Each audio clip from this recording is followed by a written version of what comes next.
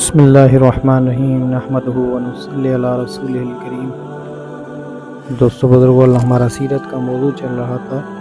ہم اس موضوع میں یہاں تک پہنچے تھے کہ آپ صلی اللہ علیہ وسلم کے پاس قبیلوں کے قبیلے آ رہے تھے مسلمان ہونے کے لیے۔ ایک قبیلہ ہے، اس کا نام ہے بنو بجیلہ۔ بنو بجیلہ قبیلہ تھا۔ عبداللہ ابن جریری بجلیل ایک آدمی تھا اس میں، تو وہ ایسا اس کو اللہ پاک جل شانہ نے حلم دیا ہوا تھا، اور ایسا اس کے چہرے پہ وجاہت تھی کہ جب بھی دور سے آتا تو لوگ کہتے ہیں کہ زمانے کا بادشاہ ہے وہ۔ تو وہ آ رہا تھا، آپ صلی اللہ علیہ وسلم نے فرمایا کہ ابھی جو دروازے سے آئے گا تو وہ ایسا دکھ رہا ہوگا کہ وہ بادشاہ ہے اور اس کے پاس بڑا حلم ہے۔ ابھی آپ دیکھنا، جب وہ آئے گا تو آپ اس کو دیکھو گے کہ وہ بادشاہوں کی طرح آئے گا۔ تو لوگوں نے عبداللہ ابن جریری بجیری کو کہا کہ اللہ کے رسول نے تمہارے بارے میں ایسے فرمایا، تو وہ بھی مسلمان ہو گئے۔ اور پھر ایک دوسرا قبیلہ تھا، اس کا شخص تھا، اس کا نام تھا زمام ابن سلیمہ، اور وہ ایسا شخص تھا کہ اللہ جل شانہ نے اس کو ایسی علم اور علم سے نوازا تھا کہ علم کثیفہ وہ علم اس کے پاس تھا۔ جو آدمی بات کرتا تھا اس میں سچ جھوٹ میں جھوٹ وہ تلاش کر لے، بھئی یہ آدمی سچ بول رہا ہے یا جھوٹ بول رہا ہے۔ تو قبیلے والوں نے اس سے کہا کہ تم جاؤ اور جا کے دیکھ کے آؤ کہ اللہ کے رسول جو ہیں وہ واقعی ہیں، سارے عرب مسلمان ہو رہے ہیں، یہ مسلمان ہو رہے ہیں، کہ واقعی وہ سچا ہے یا نہیں۔ تو وہ آئے تھے اور آپ صلی اللہ علیہ وسلم سے پوچھا کہ آپ دعویٰ کرتے ہو کہ میں اللہ کا رسول ہوں؟ آپ صلی اللہ علیہ وسلم نے کہا ہاں میں اللہ کا رسول ہوں۔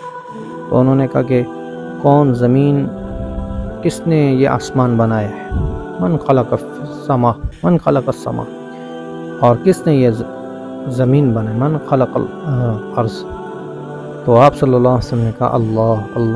فرمایا کس نے یہ پہاڑوں کو زمینوں میں گاڑ رکھا ہے؟ ہم نے فرمایا اللہ۔ پھر فرمایا اسی اللہ کی میں قسم لیتا ہوں جس نے یہ آسمان، زمین اور یہ پہاڑ کھڑے کیے ہیں، کہ تو واقعی اللہ کا رسول ہے؟ آپ صلی اللہ علیہ وسلم نے فرمایا نعم، ہاں میں اللہ کا رسول۔ تو پھر وہ بھی کلمہ پڑھ کے مسلمان ہو گیا۔ اور پھر ایک بدو آیا، اس نے کہا کہ یہ آسمان زمین کس نے پیدا کی ہے؟ آپ صلی اللہ علیہ وسلم نے کہا اللہ نے۔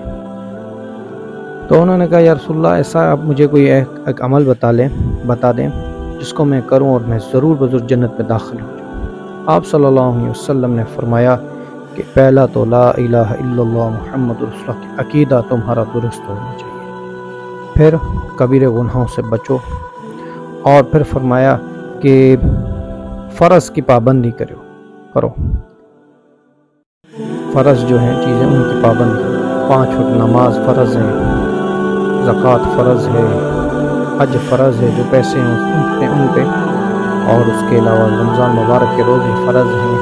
اب نے فرمایا یہ جو کرے گا وہ جنت میں ضرور جائے گا، جنت میں۔ تو اس نے کہا یا رسول اللہ، میں نہ ہی ان میں سے کوئی چیز گھٹاؤں گا نہ ہی بڑھاؤں گا، اور یہ میں اپنے قوم والوں کو جا کے دعوت دوں گا، اس پہ عمل کروں گا۔ تو یہ اٹھ کے چلے گیا۔ تو اللہ کے رسول نے فرمایا صحابہ کو میں آپ کو جنتی آدمی دکھاؤں؟ تو صحابہ نے کہا یا رسول اللہ دکھائیں۔ آپ نے فرمایا یہ جو جا رہا ہے یہ جنتی، کیونکہ اس نے کہا ہے کہ میں نے جو آپ نے کہا میں اس میں سے کوئی چیز بڑھاؤں گا نہیں، کوئی چیز کم نہیں کروں گا، تو یہ ہے جنتی۔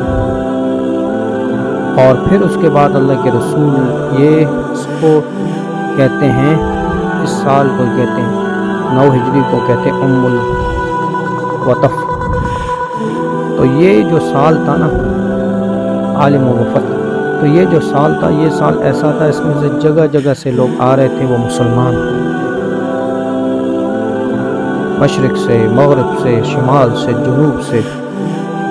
جب اللہ کے رسول نے وہاں صلح حدیبیہ ہوئی تو آپ عمرے کے لیے جا رہے تھے، تو یہاں پر جو لوگ تھے وہ تھے 1400، ٹھیک ہے۔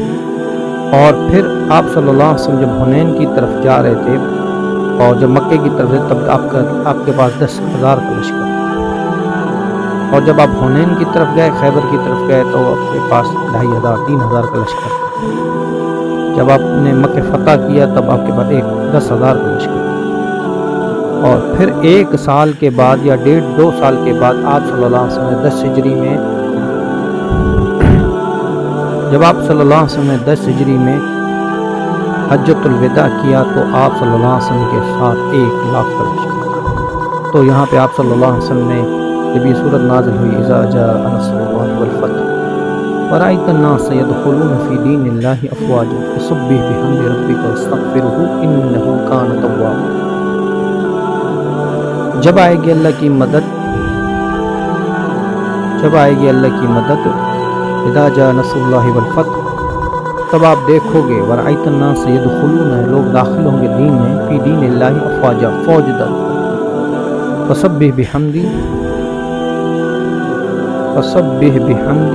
پھر تو توبہ کر اور حمد بیان کر اپنے رب کی، سبح بحمد ربک واستغفرہ، اپنے رب کی واستغفر اور اس سے معافی مانگ، انہ کان توابا، بے شک وہ توبہ قبول کرنے والا ہے بڑا۔ تو یہ جب نازل ہوئی تو حضرت عباس رضی اللہ تعالیٰ عنہ رونے اور کہنے لگے یا آپ صلی اللہ علیہ وسلم کے جانے کا وقت قریب ہے، اسی لیے اللہ جل شانہ نے آپ صلی اللہ علیہ وسلم کو اس آیات سے کہ کام مکمل ہو گیا ہے بھیجی ہے۔